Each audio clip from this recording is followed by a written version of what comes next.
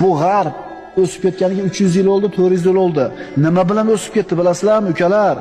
Biz yurtlarimizni mustamlaka qilib olib ketgan kitoblarni o'zlarida ishlatganligi bilan o'tib ketdi. Ibn Sinoning kitobi meditsinaning asnovasi bo'ladi. Yana qancha ulug'larimiz hayotini gapirib yozgan kitoblar o'sha qarab ketdi. Bag'doddagi kutubxonani kuydirib yo'q qilishmaganida, o'sha mo'g'ullar boshqalari hozir oyga teleportatsiya qilayotgan bo'ladi odamlarni deydi. Shunaqa katta ilmni yo'q qilib tashlashgan. Kitobda edi shu ilmlar. Britaniyalik o'rtacha bir inson yiliga 700 bet kitob o'qir ekan. 700 bet. Bu o'rtacha olgani. Ko'p o'qiydigani bor, o'qimaydigani bor. O'rtachasini olganda bitta britaniyalik kishi yiliga 700 bet narsa o'qir ekan. Endi bunga taqqoslab turib, musulmon mamlakatlaridan Misr olingan. Misrning o'rtacha bir odami bir yilda qancha varaq narsa o'qiydi desa, o'rtacha 2,5 varaq ekan. 2,5 varaq. O'sha Misrdagi 2,5 varaq o'qiyotgan odam bizning birodarimiz, biz musulmon